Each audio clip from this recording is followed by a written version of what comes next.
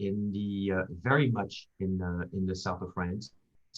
So we're about 20 minutes away from the Mediterranean Sea, smack between Toulouse and Montpellier, and the local airport is really Barcelona. But actually, to give you an even better idea, let's send you into Google Earth. I'm hoping everybody can share. You can see this, right?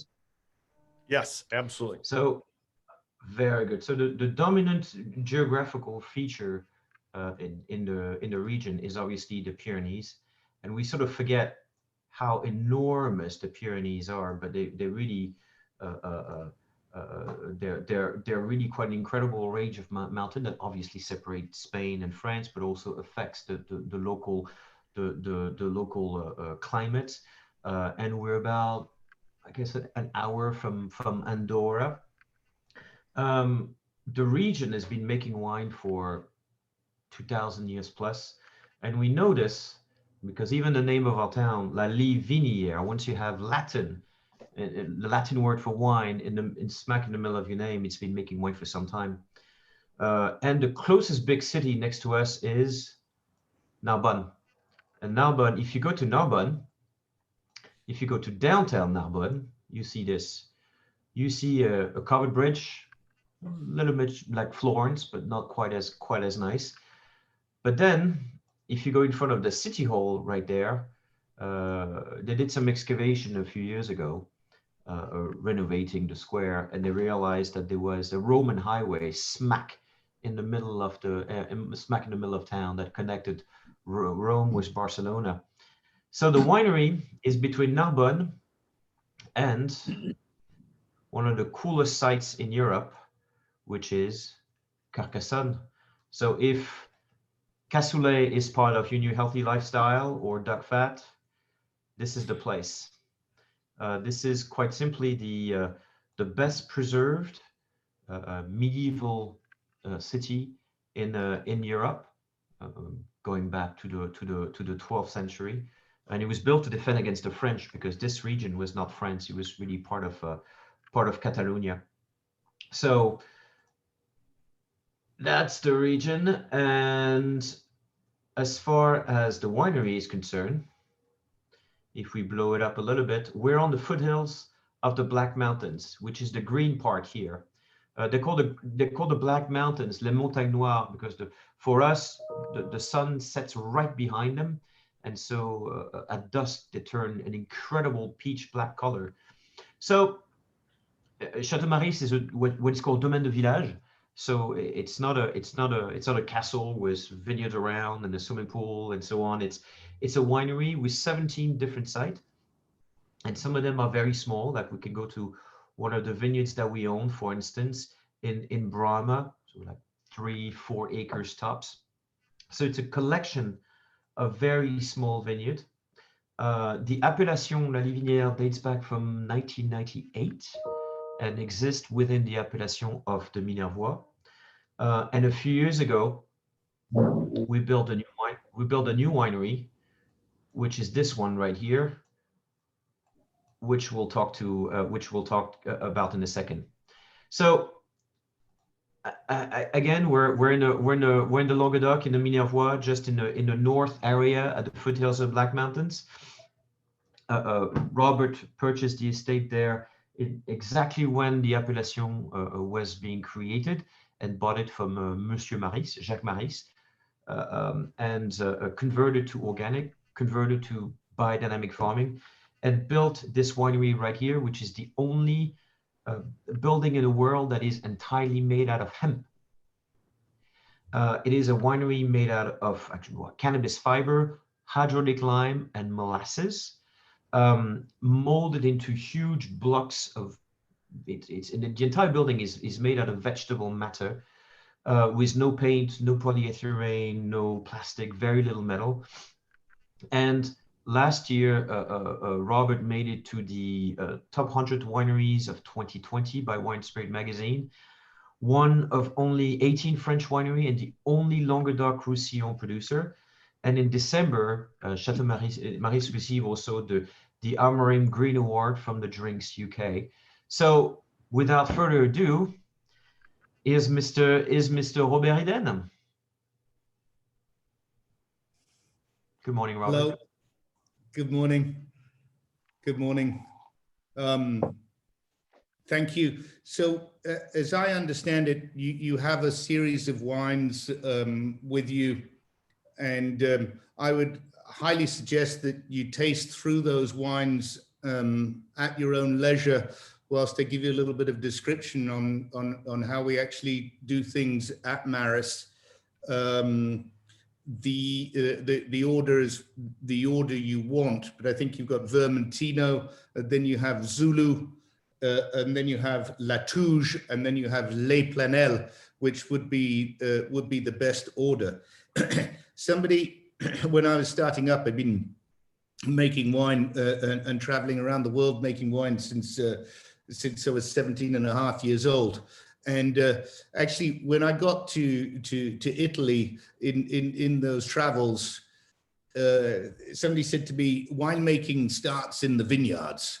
So I took them literally to that and got very interested in what is all this about? Winemaking starts in the vineyards. What does it actually mean? And then you come down to the fact that, well, hold on a minute. Let's go to the end first. The end is people are drinking wine. So therefore, people are, it's all about taste.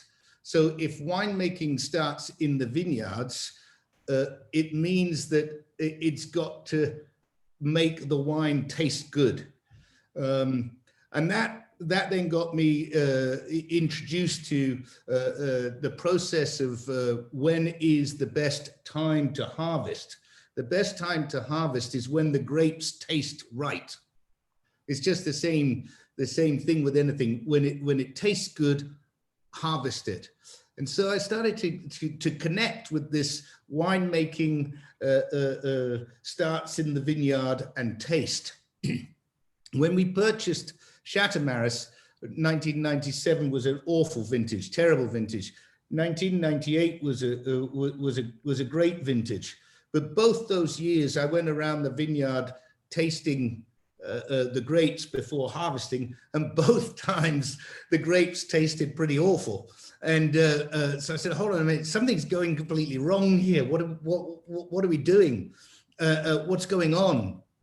And it was only then, and I'm a little bit ashamed to say this now, it was only then that I started to recognize even further the importance of the plant in the whole winemaking process. I'd been doing this for 15 or nearly 20 years by then, and I'd come to think of the whole vineyard process as merely a mechanical supply to the cellar. And then afterwards, we got on with our job in the cellar, and finally we put our job in bottle. And then if we were lucky, we got to sell it, and if we were even luckier, people got to drink it. But I had completely disconnected the fact that there was the vineyard, there was the vine in the vineyard, and the vine living in the soil in the vineyard and living in its surroundings. And that's where we got into understanding the importance of soil health to the taste of the grape. And then if you connect to that, you suddenly say to yourself, well, hold on a minute. So why does the soil need to be healthy? Or what is it that makes the soil healthy? And what's going on in all this? And then you start to connect back to the plant. And you say, well, hold on a minute. The vine is not just some innate dead organism which so happens to miraculously produce grapes every year. It is a phenomenally sensitive living organism, which is connecting with all aspects of life surrounding it, both above ground and below ground. And it is all these aspects brought together that actually produce the grapes and therefore the quality of taste which you're going to get out of the grapes. And that comes back to something which everybody talks about a lot, which is the terroir. And that is it. your soil health and your plant sensitivity and your plant reactivity to that health, which provides you with your taste, and which provides you therefore with the origin, which provides you with your particularity of your wine. That is what we all like so much about wine, is that it's not homogeneous. It all tastes slightly different, and depending on where the terroir comes from, depending on how it's actually worked. So this is the way that I entered into biodynamics. First of all, there is no point talking about the grapes until you look after the soil where their plant lives. First step in biodynamics is bringing the soil back to life. Why? Because when a soil is alive, it will interact with the roots of the plants. It will provide all the necessary fungi. It will provide all the necessary bacteria, all the necessary microorganisms which the plant actually needs to feed and to live healthily. If the soil is alive, it will provide that to the plant. So, well, okay, so how do we make a live soil? Isn't all soil alive? Well, no, this is the whole discussion going on today, is the actual fact of us plowing masses of chemicals back into the soil, in particular chemical fertilizers, right, which are totally dead chemical compounds, right? We're not bringing life back into the soil, we're taking life out of the soil. And this plant is giving us life every single year, yet from where it lives, we're extracting life from it. The only way to put life back into the soil is to add live matter back into it. And the best way of doing that is the form of composted manure. There are other ways as well, which we've now learned today. It's all about working with these different methods to provide life back in the soil. But the basis of it is composted manure. And that's actually when I arrived in La Livinière and started doing this. And, you know, we have 50 hectares there. And so, supplying 50 hectares of land with composted manure means literally thousands of tons of manure. So thousands of tons of steaming shit sitting on the outside of the village didn't make me a very welcome newcomer to the village. However, they got around to it. They enjoyed it in the end. But it is this, the starting process, and making compost out of manure is not about just leaving a whole a pile of manure to rot in the corner. There is a very particular art of this, and we investigated it quite a lot. And in the end, we came across this method called the biodynamic method, which required us to put several biodynamic preparations, plant-based preparations, into the pile of manure. And it was these additives, these plant-based preparations, which was going to inspire the pile of manure to decompose, to go through its anaerobic fermentation and to decompose, providing us with a very potent fertilizer. Now, I don't work alone, obviously. I work with my colleagues and team members. And when I started explaining to them this back in 1999, they sort of patted me on the back and said, well, have another beer, boss, but try and, you know, make it later on in the day. And actually the process we decided was to, okay, we'll do one pile where we infuse with the with the preparations, and we'll do another pile which we'll just leave alone. And we discovered from that the biodynamic pile was the one that was the most potent fertilizer. It was the one with the most nitrogen. It was the one with the most living organisms per square centimeter. It was the one with the most natural phosphates. It was quite simply a very good fertilizer. So looking at this, you say to it, well, if biodynamic method, if this holistic method of culture, which takes into consideration all forms of life, helps to turn a pile of manure into a very potent fertilizer, we must concentrate more on this method. We must apply this method to the whole of our work, to all our doings on the domain. And that is when we started to discover even further the sensitivity of the plant, becoming even more connected to the plant as a real living species, and connected to its sensitivity. And that's it. That's a photo which Jack has put up there on the screen, which is a really interesting thing. I use this photo a lot to explain to people where our sensitivity is in relation to plants, quite naturally, and where my sensitivity was in relation to plants before I started to understand more. The question is in that picture, what do you see?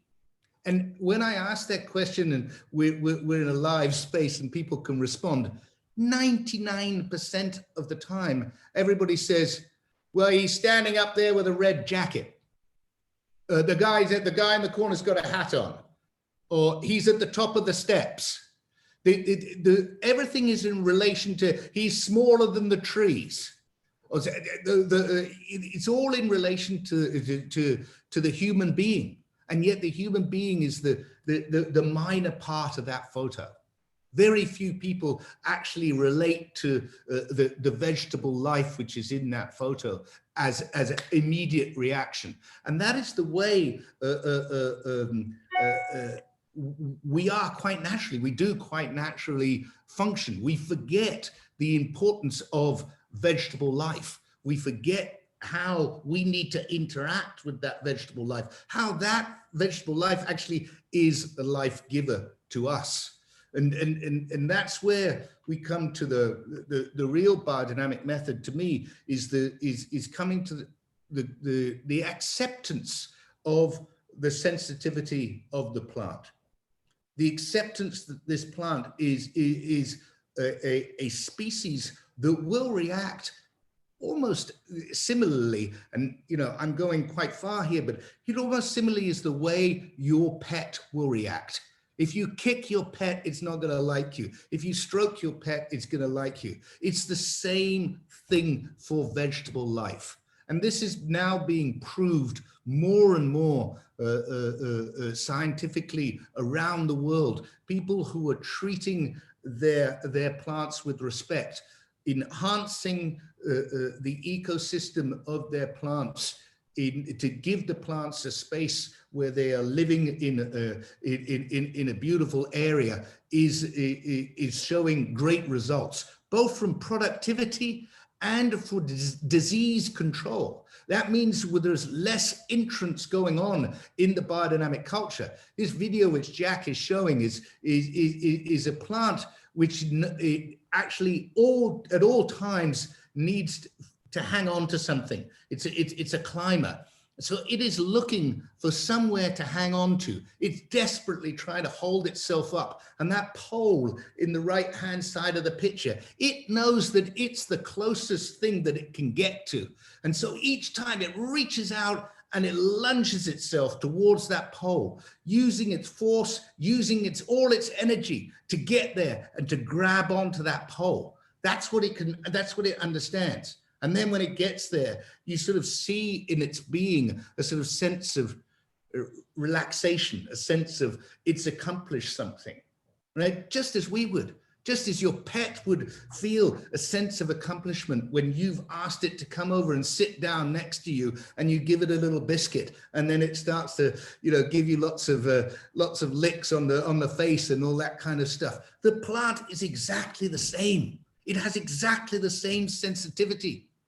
And that is what to me, that is what biodynamic culture is understanding that sensitivity, it's respecting that sensitivity, and it's working towards it. And no matter how hard you try, You're never going to be perfect at this, no matter how hard you try. And those of you who've got children understand that, no matter how hard you try to help your child and to nurse your child and to encourage your child to go down the right path, some of them will always deviate off, and you can never 100% get what you want. But at least by accepting that our daily life is recognizing that plant sensitivity will end up making and allowing and helping the plant to produce a better quality fruit. That is where we start with biodynamics. All the different types of methods we use to enhance that. We use a lot of cover crops at Château, and we have been using them for years. And I'm encouraging people. Who work with us, who grow grapes for us to make our different wines, to plant more and more cover crops. Those are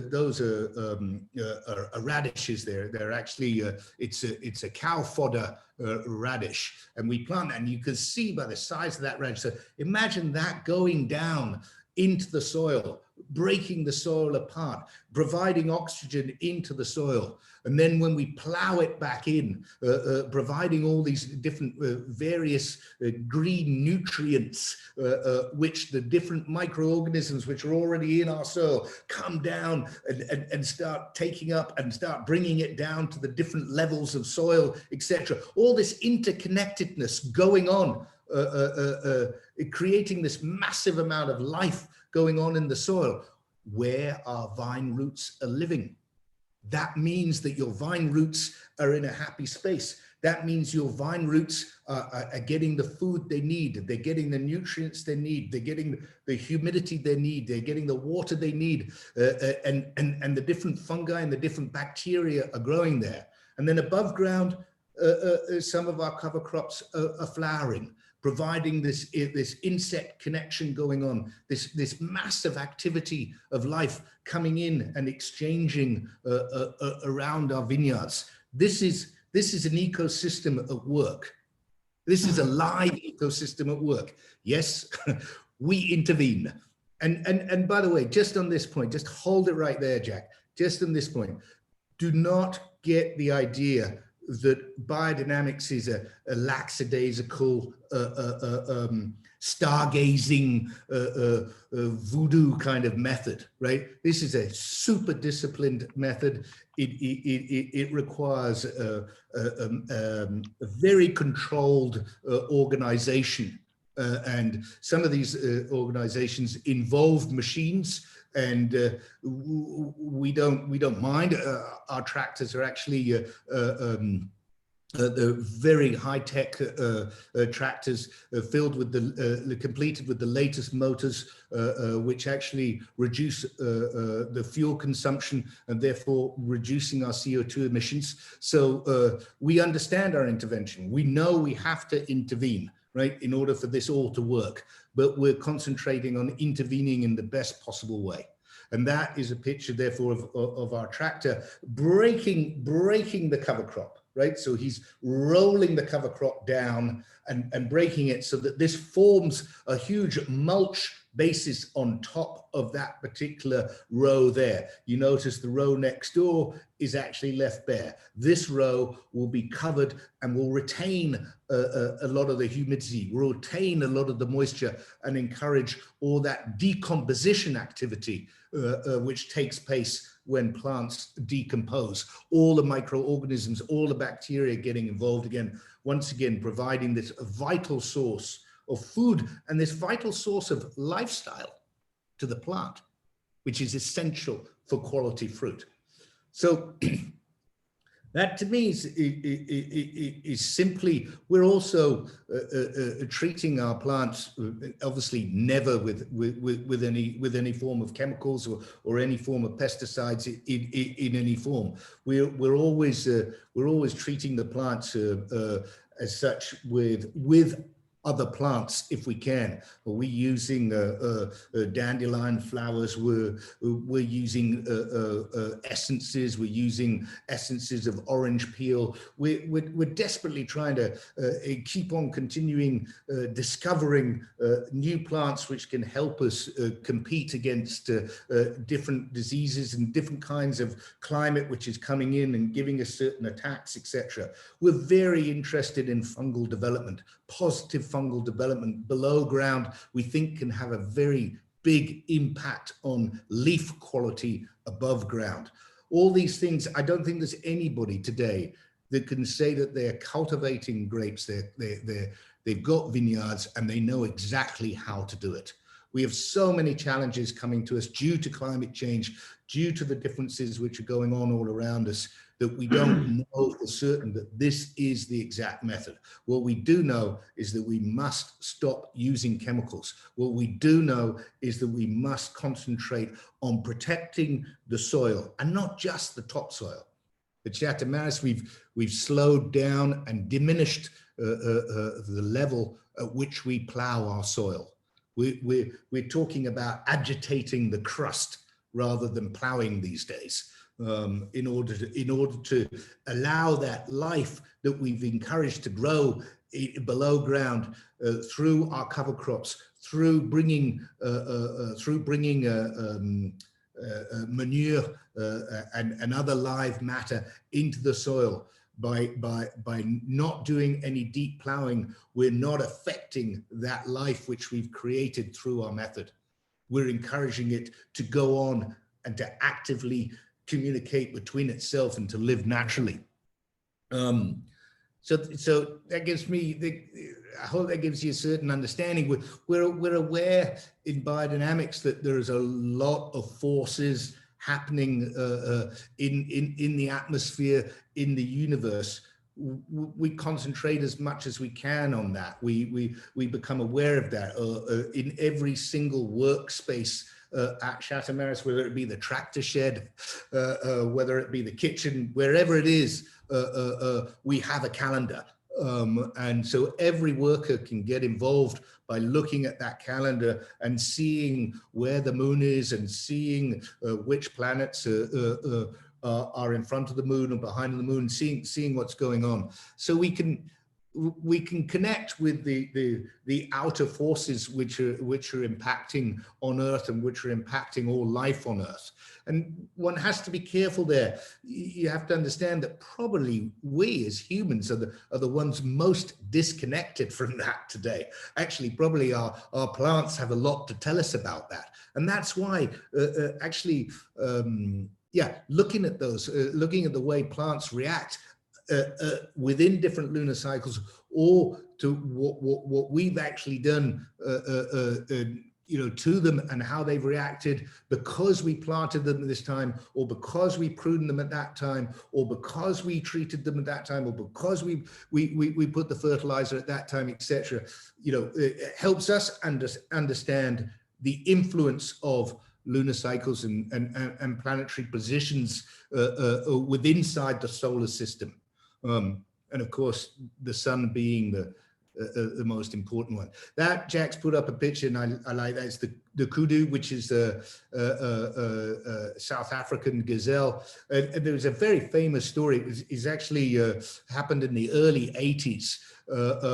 When they first started creating enclosed parks in Africa, and suddenly all these animals couldn't roam about as far as they used to roam, and so therefore they started just to eat where they could. And these particular animals eat acacia trees, and they eat acacia leaves, and there were so many of them inside this confined space that they started eating so much. They started destroying the tree. So you know what? The tree said, we've had enough of this, and we're going to react. No way are these deer going to eat as much as they say they can eat, right? And they produced a tannin inside their leaves, which actually created a massive digestive problem inside the deer's stomach, so that the deer bloated up and died. And so the park wardens were going around seeing all these deer, saying, what's killing all this deer? We've just put them in a fence here. They've got things to eat and they're not eating them. Well, the trees protected themselves and the trees killed off the predator. So for once, the vegetable life killed off the predator. So and obviously in discovering that, the wardens realized it, and it's all been part of the process over the last 2 to 3 decades of us understanding how plants communicate. And they communicate between each other at several distances, using different forms of, whether it be through very long root structures, whether it be through messages from leaf movement. There are many different recorded ways that the plant actually communicates with itself. So imagine understanding that plants communicate itself, and we've got rows and rows of vineyards. We've got to be very careful because if they start talking to each other and get angry with us, right, no wonder what they're going to produce. So I think really the biodynamics is that for me. It's this respect and understanding the sensitivity of vegetable life, and understanding that requires a live ecosystem, and that live ecosystem, our job is to enhance it. Our job is to understand and carefully let it work, and try as much as possible for those grapes to be in a healthy space so that they can protect themselves, so they can be healthy to protect themselves, and they can live a good, long, healthy life, producing delicious tasting fruit, which hopefully we don't mess up in the cellar into transforming into wine. One of the things in the cellar when you're making organic wine, we are absolutely we vinify all our wines without sulfur. We don't add sulfur until the very last stage of the process, or during what is known in French as the élevage process. I think it's an interesting topic. I'm not sure, Joe, what crowd you've got here, but I think it's a really interesting topic to understand that sulfur is probably the only allowed toxic entrant into organic wine. Okay, under the certification processes, we're allowed very little of it. Yes, it's not like conventional wine where you're allowed to put in rather large quantities, right? But it is a toxin, and that's why we've gone ahead and made wines such as Le Zulu and Savoir Vieillir from Château. These wines which are made vinified without sulfur and then bottled. The beauty of it is there is no possibility to age these wines inside a tank for a long period of time, because we would be exposing the juice to much too much potential to oxidation. So we have to bottle early. That means you get this the very primary fruit flavors, the very natural fruit flavors, which come from a wine which has not had a very slow form of oxidation during its aging process. Personally, I find it really good. We've made a white Zulu this year from Chardonnay, which is absolutely delicious. I bottled it last week. Very exciting wine. Very interesting, extremely digest, much too easy to drink. I have to be very careful on that. But I'm big in favor of no sulfur wines, and I think that honestly, it's a very good, healthy direction to go in. We know how to make them now. We know what the dangers are. And there on Jack's side, he said. He on his slide, he talked about indigenous yeasts as well. A lot of people talk about indigenous yeasts. I'm not sure that this is a sort of a winemaking seminar, but I just want to touch on this. No sulfured wine and yet cultivated yeast. Indigenous cultivated yeast are indigenous. Yeast is very natural. Sulfur, even though its origin is natural, actually to get it into its liquid state, right, there's a whole chemical process which goes through, which provides it for being toxic, especially at certain levels, it's very toxic. Yeast, no. Yeast is taken from our terroir, it's taken from our vineyards, right? It's dried, it's cultivated inside a controlled area, so it's completely unimpeded with any external forces. So it's a very specific yeast taken in, cultivated, and then dried. And so you can take that yeast and you can add liquid to it and it will react. And that is a very natural thing. So whereas the yeast which you're getting, which exists, especially in biodynamic vineyards, or especially in organic vineyards, right? The yeast which exists on the grapes, when it comes in, okay, it's fine to use it, but there may not be enough, they may not be strong enough, etc., right? Well, we're using the same yeast, right? Which is a cultivated yeast. It's exactly the same yeast. Right? So it allows us to control the fermentation process a lot better and therefore avoid those certain off flavors that you sometimes get in no sulfured wines and even in sulfured wines, because some people are adding sulfur and yet they're fermenting with what they say are indigenous yeast. So that's an important part to remember in the process. The other important part in the process is filtration. We're using natural earth filters to filter our wine. And I really believe that we should filter wine. There's a lot of people that say that I am not part of the group because I filter my zero sulfur organic or biodynamic wines. Excuse me, bullshit.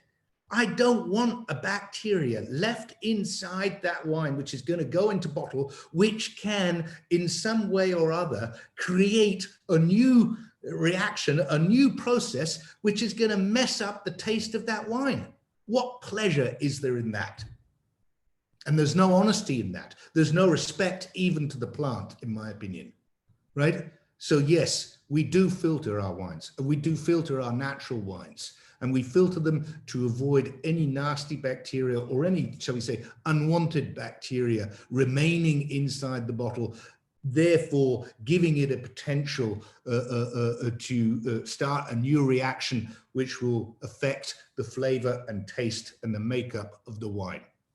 So there you go. It's some of those principles give you an indication to how we are also making the wine, obviously, as Jack mentioned in the beginning, inside our completely vegetable building, which has no air conditioning units and has a beautiful space and has a very beautiful energy. And we've got concrete eggs in it that are in a shape, so the concrete shape, so they've got a little less metal convectors inside them. We're trying to do everything that whole building, which is completely insulated with hemp, and it's got a vegetable roof on top of it. We're trying to provide a space for our wines, the most natural space as possible for them to grow in. And then I think the last part of the biodynamic culture for me, Joe, is the consideration of the people. Because here I've talked quite a bit about plants and I've talked quite a bit about ecosystems. People are also in the ecosystems. Our communities are in the ecosystems. And at Château Maris, we're a B Corp certified winery. So the first B Corp certified winery in Europe. For us, it's very important to work with our community. Our employees do various different actions within the community during their work hours, and we try to continue to develop knowledge and exchange within our community. And for that reason, we've also joined up with a society in France, which is called ASPAS, which is an association, it's a non-for-profit organization which specifically protects animals. And we've joined up with them to protect a part of the Languedoc. It's actually nearly 300 hectares, so more than 600 acres, which is being completely rewilded. And Château Maris Wines are donating 12% of their profits back to that association, because we believe that it's important that we have spaces which are totally devoid of hunting, totally devoid of human mechanical intervention. Humans are allowed to go and visit that space. There's a controlled times, you have to reserve your time, go and walk in it so that you don't affect what's going on. But the idea is that means that biodiversity can resurge again in a natural way in that area. And that area is part of our terroir because it's connected to our vineyards, because it's in our region. So that's also for me a very important part of the biodynamic culture, is working with other people who are also protecting our environment, protecting our ecosystem, and therefore, giving us a greater area of health for our vines to grow delicious tasting fruit. Voila, I think that's how I would sum up our methods of biodynamics, Joe. I don't know whether there's anything else you'd like me to add, or. I am so thankful for your participating today. It is, this is exactly what we hoped and wanted, and the way that you deliver it with your passion and with just a true understanding that makes it so simple is awesome. So number one, I want to thank you for that.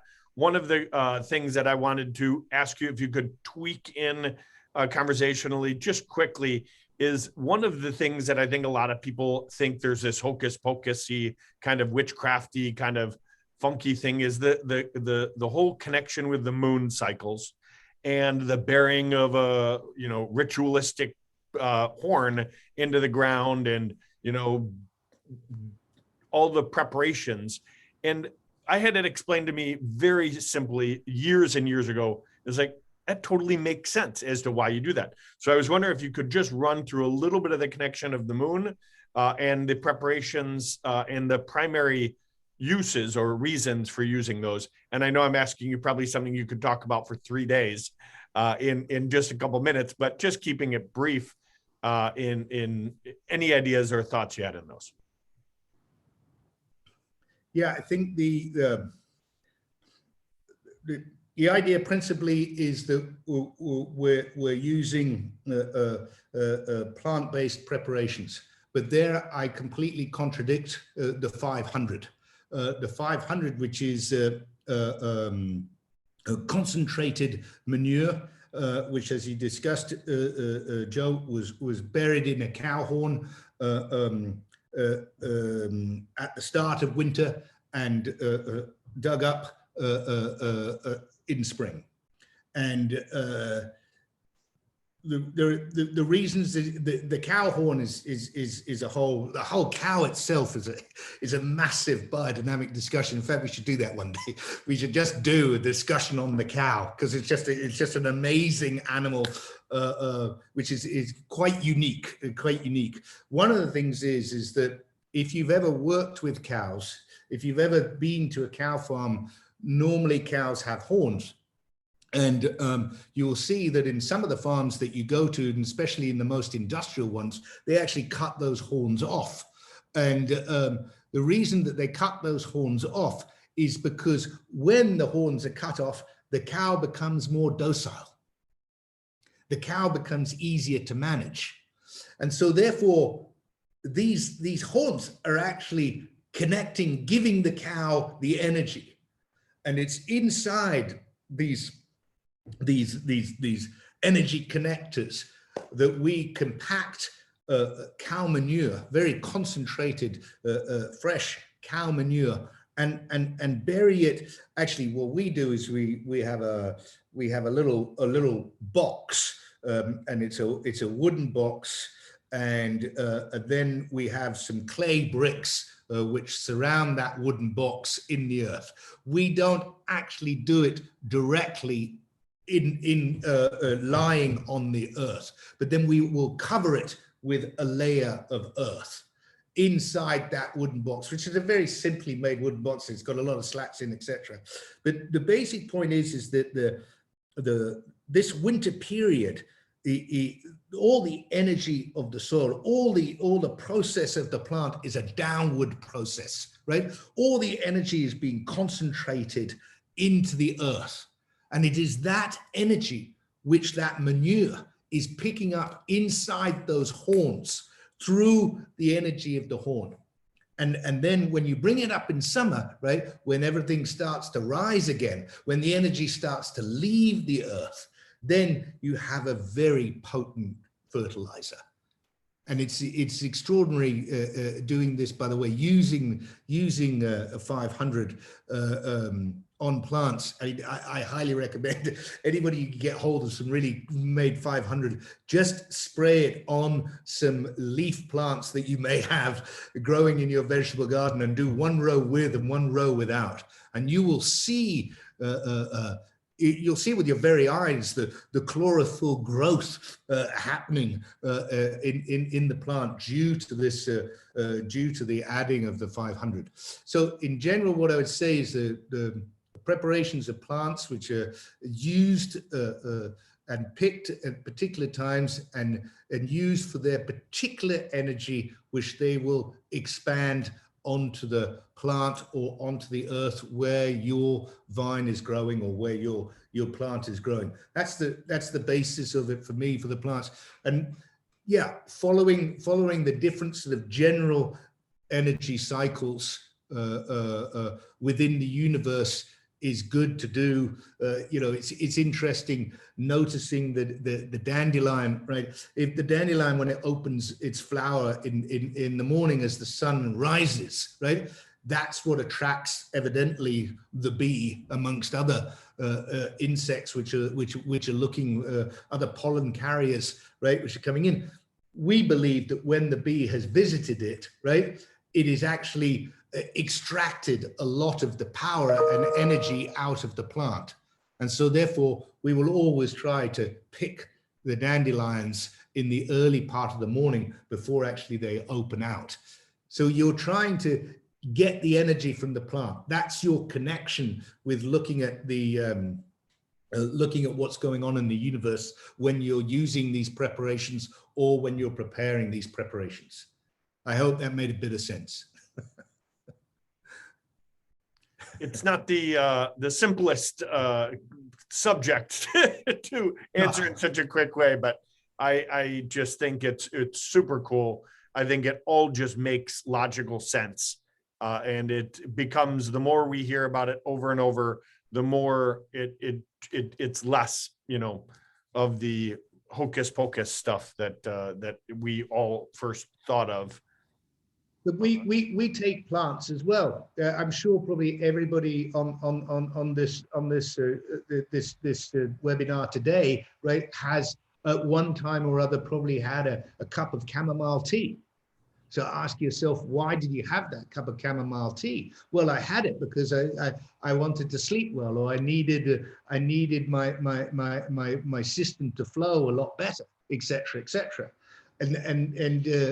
So we understand that there is a healing protective power in plants. And we probably all, you know, rubbed, I mean, if anybody gets stung by a stinging nettle, there are other plants which you can rub on it, a dock leaf, which you can rub on the sting to diminish the pain of the sting, etc., etc., etc. Biodynamics is just understanding that.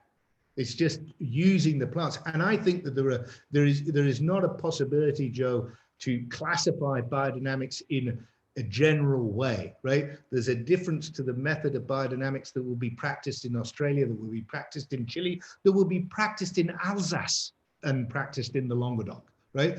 And the different plants will work in different ways and be better at that, because you're understanding the energy of the plant in that particular area. That is so true. I would love to open it up to talk. Is there any questions about biodynamics or organics? And I think one of the things most people understand is that to be biodynamic, you're automatically doing things mostly organically to another extent, for sure.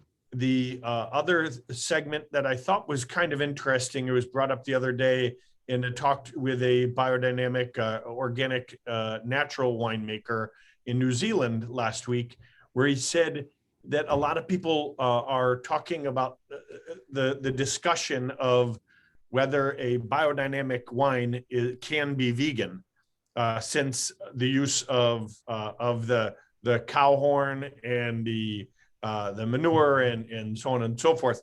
I think that is going to a very far extreme. But any thoughts on that segment? No. Not that you want No, to put on tape. I don't think you want to hear my thoughts on it. Quite honestly, you know, we're talking, when we're classifying a comestible product as vegan or as anything else for that matter, you're talking about what it is that you are ingurgitating, not what has happened. You know, is there any trace of animal products in the liquid? If there is no trace of animal products in the liquid, it is vegan. And to answer the other part of your question, we need to do a seminar on cows. I'm fully in on that one. Absolutely. Okay. All right. So we now wanted to run through the wines. Is that right, Chuck? Joe, I had a quick question. I mean, you asked questions. So you're putting all this energy into the soil, creating the biodiversity and nutrient content in the soil. In traditional winemaking, though, with all that energy being put into the soil, which actually helps the plant, but are we still wanting that vine to struggle or to, you know, have to create more intense flavor in the fruit, in the berries, the smaller berries, more intensity in the fruit? Or not? Are you doing any irrigation? Is it, or are you know, I'm assuming you still want the vine to have some sort of struggle in it. Yeah, the one thing about that is, to me, it's an old wives' tale that the more the plant has to struggle, the better the quality of the grape. Number one, I don't believe that at all, and I don't believe it ever happened, because no farmer in his right mind would want that. What you want is the plant to be as healthy as possible for as long as possible, and to produce in a balanced way. So the encouragement of soil fertility is not by not using chemical fertilizers, right? We're not injecting this drug, which does make the plant lazy, right? And does keep the roots at the surface. I.e., instead of going down, right, they're turning up saying, gimme, gimme, gimme, gimme, right? So the whole point of natural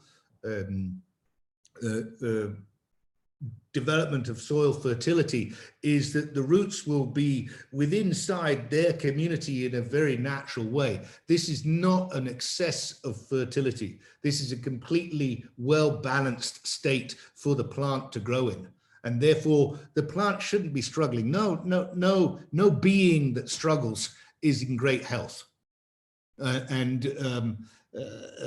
We're not asking the plant to create a genius artistic oeuvre. We're asking the plant to produce great tasting grapes, and for that it must be in a good space. It mustn't be in a struggle space.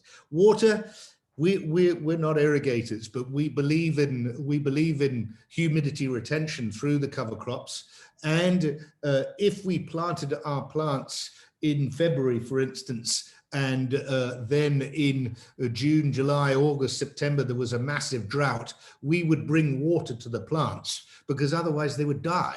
And that, I think, is a good thing to do. I don't consider that to be irrigation. I consider that to be life-giving. I consider that to be preserving the plant from dying. So, but I don't think that if you cultivate your soil properly, if you retain enough humidity in your soil, we do, and if your vines are planted in the place which is suitable for them, which is one of the great things of the Languedoc, it definitely is suited to them. They've been there for thousands of years. I don't think you need to irrigate unless you're looking for another type of financial commodity. But if you just want to grow healthy grapes on a sensible yield where you can economically make a living and you can reinvest in you to better your ways, then I don't think you need to irrigate. And I don't think the plant needs to be stressed to produce great grapes. As the plant ages, there will be quite a natural concentration. You will run the 100 meters less and less quickly as you grow older, right? That is a natural concentration. And that's why I think the denomination of vieilles vignes or old vines is very interesting, because it does distinguish the quality of grape between an old vine and a young vine. And there definitely is that quality distinction. But the vine needs to be able to get to that old age in a healthy way for it to be able to produce these concentrated grapes. So I hope that answers your question. And that brought up another topic that, you know, in order to be able to have old vine wines, in order to have old vine vineyards, the soil's got to be treated well. Otherwise, after 18 years, you know, it's producing almost nothing and has to be replanted if the soil is not correct and not treated well, which I thought that was an interesting segment about the Vieilles Vignes old vine wines. Yeah, yeah, very true. All right, Jacques, should we go ahead and move into the wines? Yes, we should. Okay. And so we have a few wines. We have the Maris Vermentino. I mean, it's a bit cheeky, isn't it? Because in our neck of the woods, it's really called rolle. Just rolls off the tongue, doesn't it? But it's done in a dare I say, a Sardinian style. What we did for this is actually give it a tiny bit of skin contact.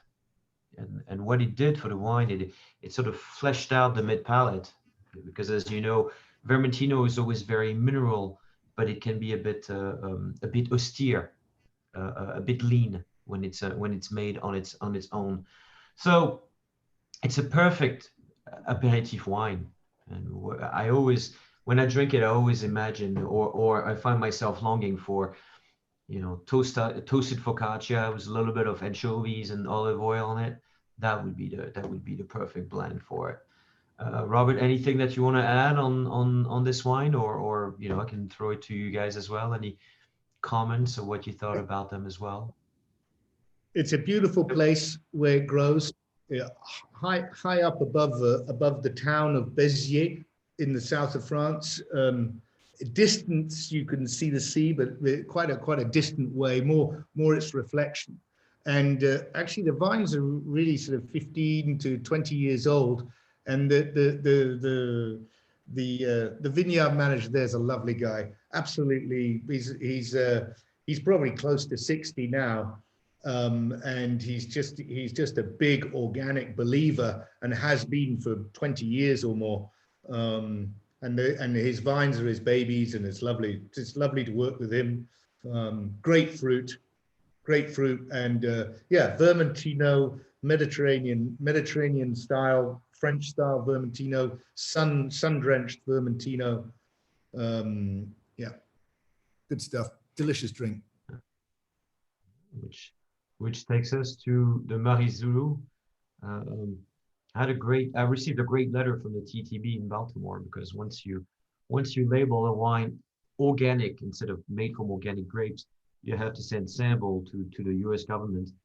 And the reply came, it says, your wine Zulu contains 4 parts per million of sulfites with a margin of error of 4 parts per million of sulfites. So there's really nothing there. This is mostly Syrah, Grenache, a touch of Mourvèdre.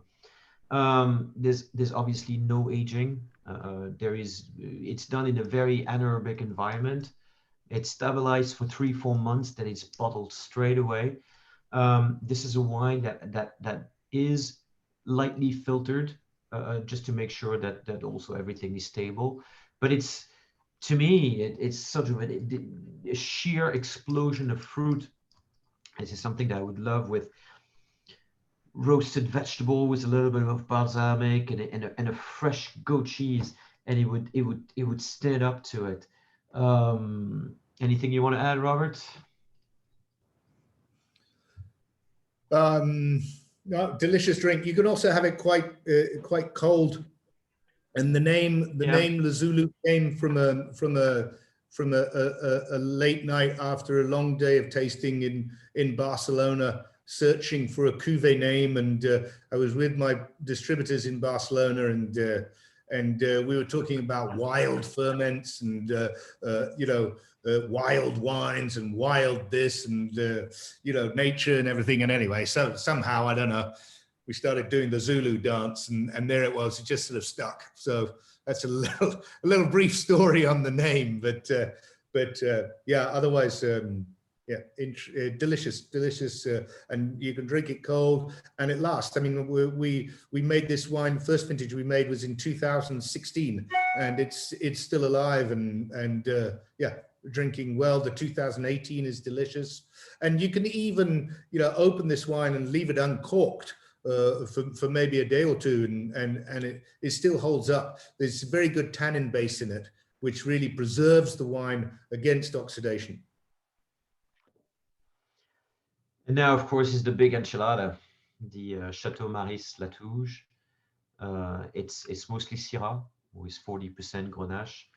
The amount of work that goes into this wine is really kind of depressing, because it's 32 hectoliters on average, a very low yield.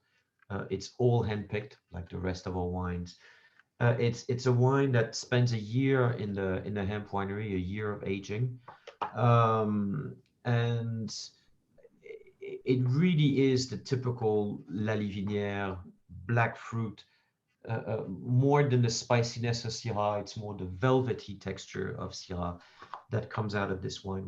We all receive very positive press for Latouge. It's one of the perennial best value. This is a best buy right now by the Wine and Spirit magazine, and it's been served in many restaurants in New York and around the world. It's a decent bottle glass. Well done, Robin, on that one. Yeah, vibrant wine, really good example of biodynamic wine. Very good example of biodynamic wine. It's alive. That's what it is. And then finally, we have the Château Maris Les Planelles, which is one of our tête de cuvée of Syrah, a vineyard specific, which is right next to the winery. Then it's full. If Latouge is magret of duck, cassoulet wine, we're in ribeye territory there. Really, you need some red meat with this wine. You just wanted to go back to the cow comment. I know. We'll get to it. and a wine that ages extremely well. Even Latouge and Les Planelles, you can drink now. I mean, a good wine should be good at every stage of its life, really. But this is also something that you can put in your cellar for 8 to 10 years, and it will evolve beautifully in barrel. This is also one wine that receives very, very positive press year after year after year after year. And the 2018 is delicious. Well, thanks, because we have the 2017 in stock, so it's great. Thanks. Oh, but yeah, I know. guys do, but you'll still be getting, it's delicious as well. Very well balanced wine, hopefully, Plenel. Yeah. I love Plenel's Yeah. balance. Yeah. So next we have the cow seminar, which will be starting in 10 minutes. Just kidding. Yes, we will. We will definitely queue do that that. I wanted to open it up quickly. Number one, before everyone has to leave, we did run a little bit on the longer side, not far, but wanted to thank everyone for joining us for an absolutely spectacular conversation with the owner of Château Maris, Robert Eden, a fabulous biodynamic master.